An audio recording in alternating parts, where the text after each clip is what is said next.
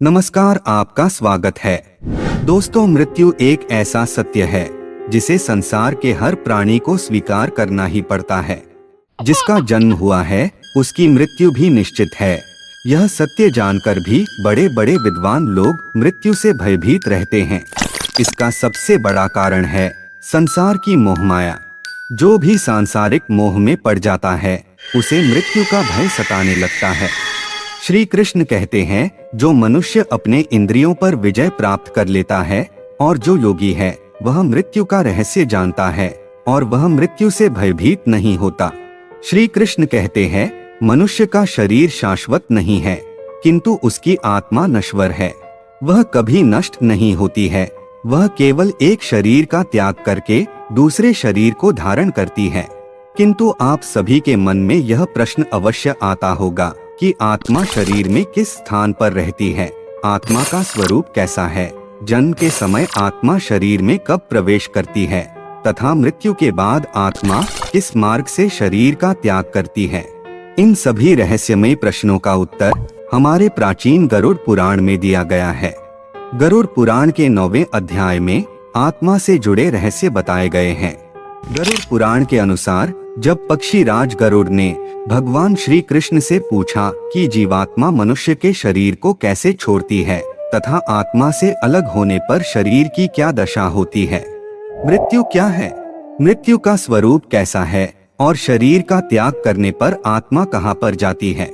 दोस्तों, वैज्ञानिक दृष्टिकोण से देखा जाए तो शरीर में आत्मा जैसी कोई चीज नहीं होती है, लेकिन विज्ञान इस बात को कभी समझ ही नहीं पाएगा क्योंकि विज्ञान केवल उन चीजों को जान सकता है जो चीजें दिखाई देती हो अथवा जो चीजें महसूस की जाती है, लेकिन आत्मा का विज्ञान बहुत अलग है।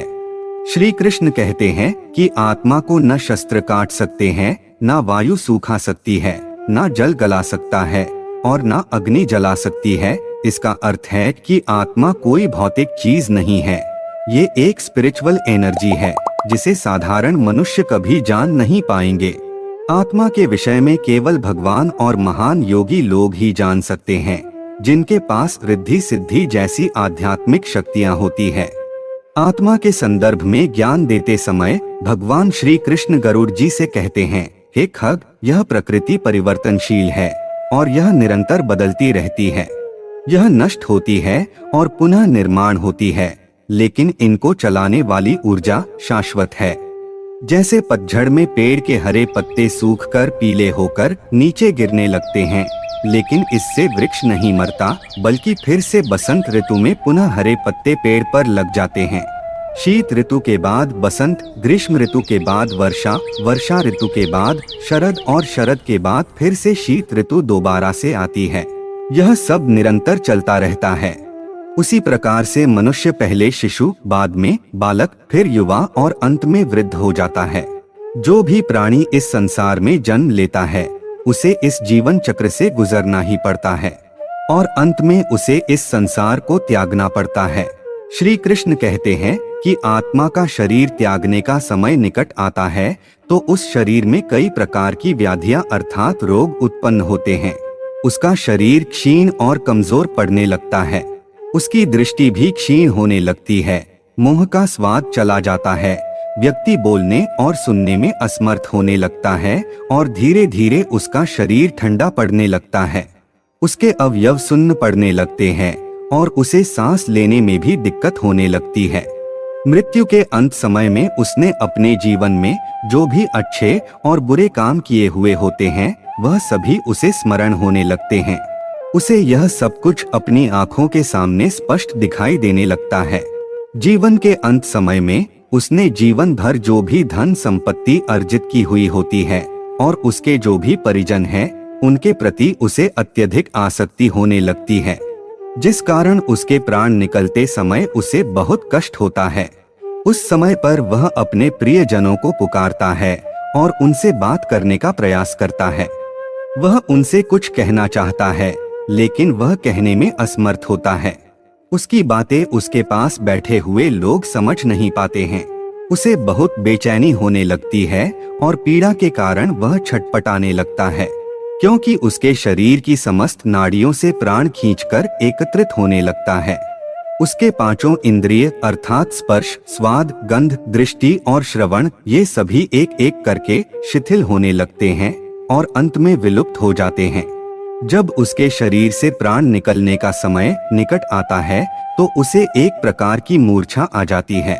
एक बिच्छू के काटने से जितना दर्द होता है उससे कई गुना अधिक सैकड़ों बिच्छुओं के काटने से जो दर्द होता है उसे मृत्यु के समय उस पीड़ा को सहना पड़ता है।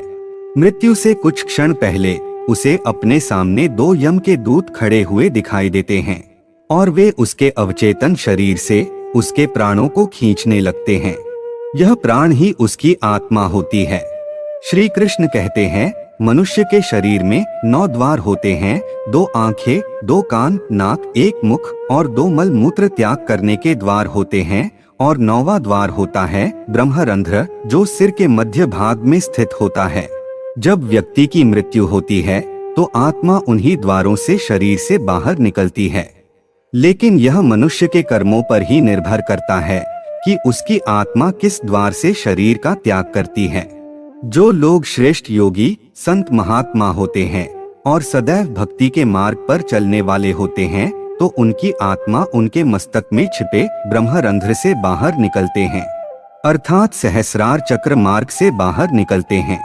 जो लोग धर्म परायण होते हैं, ईश्वर की भक्ति करते हैं, पाप कर्म नहीं करते, उनके प्राण मुख से बाहर निकलते हैं, यानी कि विशुद्धि चक्र के द्वार से बाहर निकलते हैं। जो लोग सदाचारी और भागवत कथा को सुनते हैं उनके प्राण कान के द्वारा बाहर निकलते हैं। जो लोग अपने गृहस्थ धर्म में रहकर ही पुण्य का काम करते हैं, दान धर्म करते हैं, उनकी आत्मा आँख के द्वार से बाहर निकलती है, अर्थात आज्ञा चक्र के द्वार से बाहर निकलती है। और जो लोग अच्छी सोच वाले होते हैं, बड़े पाप कर्म नहीं करते हैं, उनके प्राण नाक के द्वार से बाहर निकलते हैं। लेकिन जो लोग अत्यंत पापी और दुराचारी होते हैं, जो लोग झूठ बोलने वाले, कुकर्मी, दूसरों का अनिष्ट करने वाले, चोरी करने वाले पापी होते हैं, उनके प्राण नीचे के मार्ग से निकलते हैं, अर्थात मूलाधार चक्र के मार्ग से आत्मा बाहर निकलती है। ऐसे प्राणी को मृत्यु के समय बहुत कष्ट होता है। ऐसे प्राणी की आत्मा को यम के दूत खींचकर बाहर निकालते हैं। जब आत्मा मुख के द्वार से बाहर निकलती है तो उसका मुख खुला हुआ रहता है। जब आँख के मार्ग से बाहर निकलती है तो उसकी आंखें ऊपर की ओर चली जाती है। जब आत्मा कान के द्वार से निकलती है तो कान से मेल बाहर निकलता है। जब आत्मा नाक से बाहर निकलती है तो नाक से मल निकलता है। वही जब आत्मा नीचे के मार्ग से बाहर निकलती है तो मल मूत्र बाहर निकलते हैं। इस प्रकार से यमदूतों के द्वारा आत्मा को शरीर से बाहर निकाला जाता है। श्री कृष्ण कहते हैं, जब मनुष्य की मृत्यु का समय निकट आता है तो उसे अपने अंत समय में सभी सांसारिक भोगों का त्याग करके केवल ईश्वर का ध्यान करना चाहिए, जिससे उसे पीड़ा सहन करनी न पड़े और उसे मोक्ष की प्राप्ति हो। मृत्यु के बाद उसे नरक में न जाना पड़े। तो दोस्तों, इस प्रकार से भगवान श्री कृष्ण ने गरुड़ जी को मृत्यु के संदर्भ में महत्वपूर्ण ज्ञान की बातें बताई है। उम्मीद है आपको यह जानकारी अच्छी लगी होगी। वीडियो को लाइक जरूर करें और कमेंट में जय श्री कृष्ण लिखना न भूले। साथ ही चैनल को सब्सक्राइब करें। आप सभी का धन्यवाद।